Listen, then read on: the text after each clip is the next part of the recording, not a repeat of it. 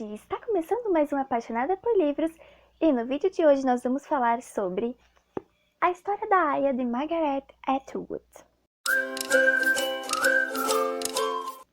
Bom, essa história, antes de mais nada, eu quero dizer que não é indicada para menores de 18 anos por tratar de assuntos extremamente difíceis, com fala, linguagem sexual, dentre outras coisas. E também quero já começar dizendo que esse livro, ele pode ser gatilho para pessoas sensíveis ao tema. E também que definitivamente não é uma leitura leve. Aqui, nesse livro, A História da Aya, ou também conhecido como O Conto da Aya, na versão recente publicada pela editora Roku, que é essa aqui, é O Conto da Aya. Essa versão que eu tenho, ela é A História da Aya, e aqui também nós vamos ter uma mudança no nome da personagem principal. Enquanto nessa edição da editora Roku o nome dela é Offred, aqui o nome da personagem principal vai ser a Defred. O que falar desta história? Aqui nós temos uma história distópica. Então aqui a Margaret Atwood, ela nos apresenta a uma sociedade distópica, porém que ela também chama de ficção realista. O que é uma ficção realista? Uma ficção realista são livros que irão trazer na história uma história totalmente inventada, uma ficção. Porém, que pega fatos que ocorrem na vida real ou que ocorrem em um determinado lugar para criar a história. E aqui é o Garfield se limpando. Enfim, a própria escritora, ela vai dizer que sim, ele é um livro distópico, é uma distopia, porém ela se baseia em acontecimentos de alguns países, coisas que já acontecem em países e também coisas que acontecem na nossa própria sociedade durante o nosso dia a dia. Então ela também considera este livro uma ficção realista. Então, aqui nós vamos ter, dentro dessa sociedade, um futuro. O livro, ele foi escrito em 1985, e aqui ela imaginou então uma sociedade mais ou menos 7 anos para o futuro, então mais ou menos ali pelos anos 90. Nessa sociedade vai ocorrer então um grande golpe de poder, golpe político nos Estados Unidos, onde o governo normal, como a gente vive, como a gente conhece hoje no nosso dia a dia, esse governo, então, ele vai sofrer um golpe de um grupo que se nomeia Filhos de Jacó. Esse grupo, ele acredita fielmente na Bíblia. E detalhe, esse grupo faz interpretações equivocadas de alguns textos bíblicos. E então esse grupo, ele está descontente com a situação do lugar onde eram os Estados Unidos, onde havia muita poluição e com essa poluição também muita radiação. Isso ocasionou nas mulheres esterilidade, na grande maioria das mulheres, o que fez com que a taxa de natalidade caísse a 0. Então esses filhos de Jacó, eles vão tomar o poder e implantar o governo de Gilead, não sei se assim se fala, e esse governo, ele vai ser um governo totalitário, totalmente baseado na teocracia. Então ele vai ser um governo teocrático fundamentalista. E aí eles vão modificar essa sociedade por completo. Primeiramente, eles vão dividir essa sociedade em castas. Mas detalhe, essa mudança de sociedade totalmente baseada na Bíblia que eles vão criar, totalmente teocrática, vai afetar principalmente e talvez até exclusivamente as mulheres. Então aqui as mulheres vão ser divididas por esse governo em castas. 5 castas, que são elas: as tias. As tias são as responsáveis por realizar a lavagem cerebral nas mulheres da segunda casta que eu vou falar aqui, que são as aias. O papel das aias aqui neste livro é único e exclusivamente gerar fetos, bebês, para os comandantes. E os comandantes, eles são os homens de grande poder, os homens que estão no alto, estão os ricaços, basicamente que fazem parte dos filhos de Jacó. Esses são os comandantes.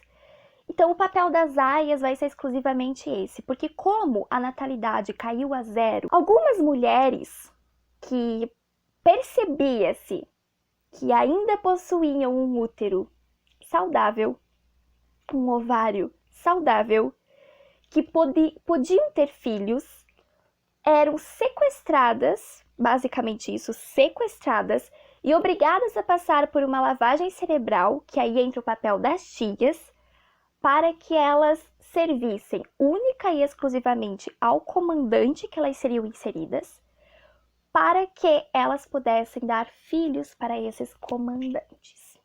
Essas são as aias. Então elas se vestem com essas aletas vermelhas e usam esse chapéu branco, que ele é extremamente grande assim, porque elas não podem ficar olhando para o lado, entende? Tipo, elas não podem ficar olhando para nenhum outro lugar. Elas têm que andar encurvadas e serem principalmente muito devotas. Então essas são as aias.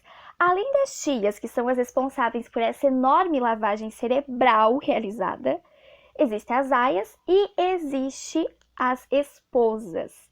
O que são as esposas? As esposas são mulheres que inférteis, mas que tiveram o luxo de ter um marido, de se casar. E aí nós temos duas categorias de esposas. Temos as esposas ricas, que elas se vestem de azul, e aí essas sim, elas têm direito a uma aia, elas têm direito a uma Marta, que depois eu explico o que são as Martas, e inúmeros empregados. Geralmente, essas esposas ricas, elas são as mulheres dos comandantes.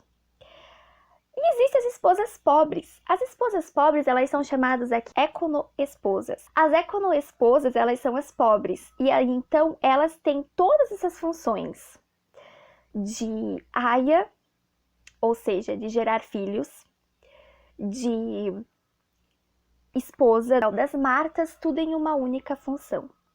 Elas fazem tudo. As Martas são as outras castas que aparecem aqui. São as mulheres inférteis que foram colocadas única e exclusivamente para cozinhar, limpar a casa, servir as esposas dos comandantes. Aí tá.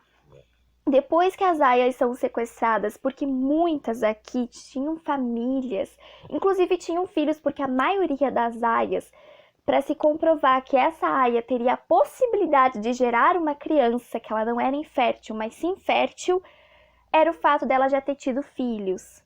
Então, elas eram tiradas de suas famílias e iam para o Centro Vermelho, que é onde a lavagem cerebral iria acontecer.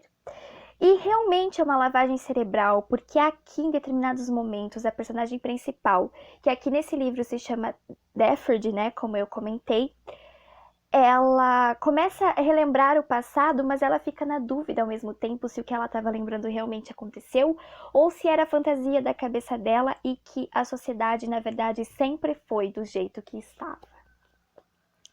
Então era realmente uma lavagem cerebral para que as aias entendessem que elas só têm que servir ao comandante e fazer somente o que é permitido. Então aqui a gente vai acompanhar a Deford, os pensamentos dela. O início da leitura ele é um pouco arrastado, porque a gente ainda não está entendendo direito como funciona a sociedade ou o que exatamente está acontecendo. Então ele vai ser mais arrastado.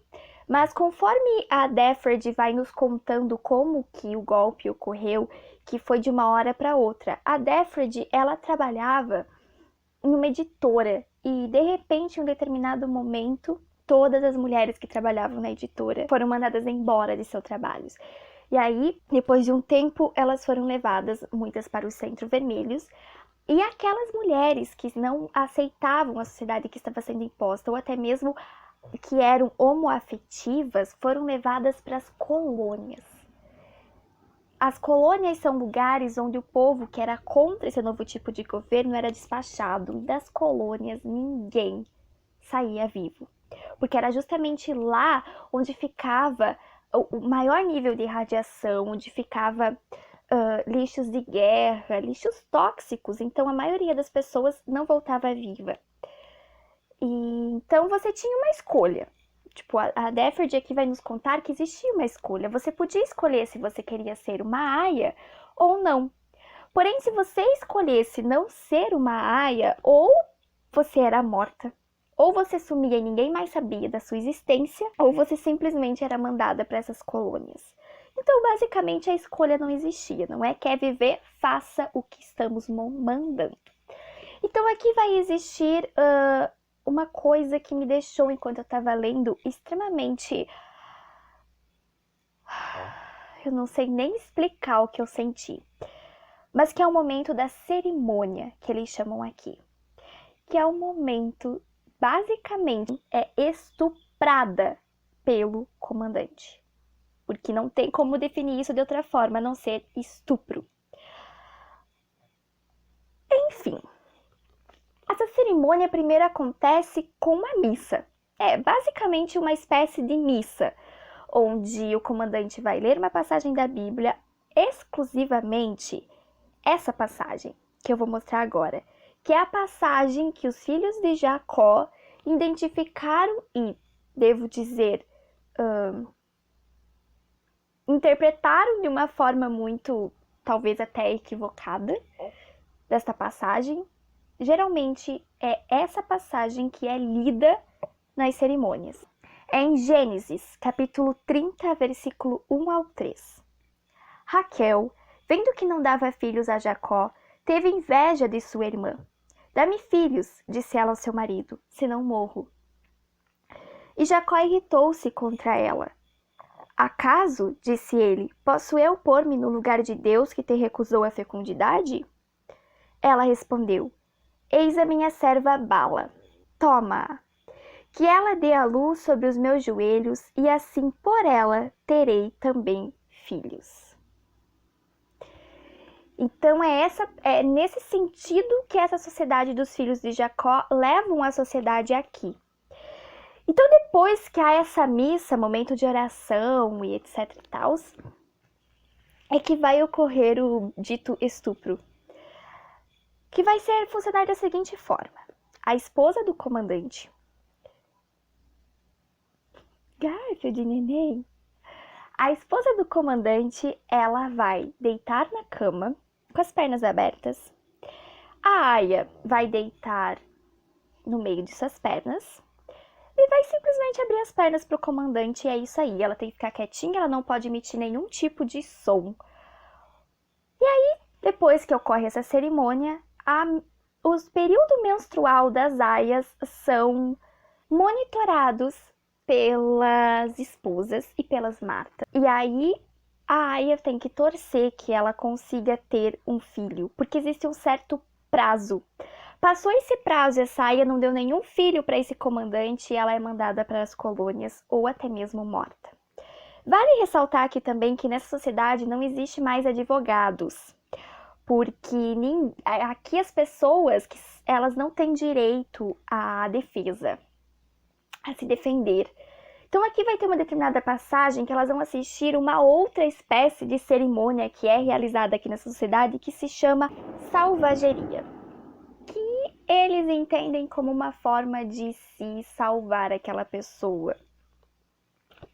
Mas no caso aqui é mais salvar a sociedade, onde pessoas, aias, esposas... Então a salvageria, ela vai literalmente ser o enforcamento dessas pessoas, como a gente vê em filmes da Idade Média. E elas são obrigadas a ir assistir essas cerimônias, porque geralmente é uma aia que agiu mal, que, sei lá, fez qualquer coisa que não devia, sentiu prazer, ou porque elas não podem sentir nenhum tipo de prazer, isso é pecado aqui, ou que tentou fugir, etc. Qualquer rebelião. Então tem esse tipo de cerimônia. E outra coisa que me deixou chocada aqui é a cerimônia do parto. Por quê? Porque quando uma aia fica grávida, então, isso é uma grande bênção, ela, enfim, é até melhor tratada na casa do comandante pelas... neném, fica com medo, neném. Pelas esposas, né? Ela ficou grávida, passou-se os 9 meses, a criança vai nascer. Esse momento é o que me deixou mais, assim, indignada ou até mesmo, ai, me deu ruim, sabe? O momento do parto. Então, quando vai ocorrer o parto de uma, todas as aias de todas as famílias de comandantes vão assistir esse parto juntamente com as esposas. Aí o que acontece? A esposa, dona da aia em questão, ela se veste de camisola branca. E enquanto a aia vai ter o parto, a esposa fica ali fazendo gritos, gemendo, como se ela estivesse tendo parto. E depois que a criança nasce, ela é tirada das mãos da aia, que é a original mãe, colocada no colo da esposa.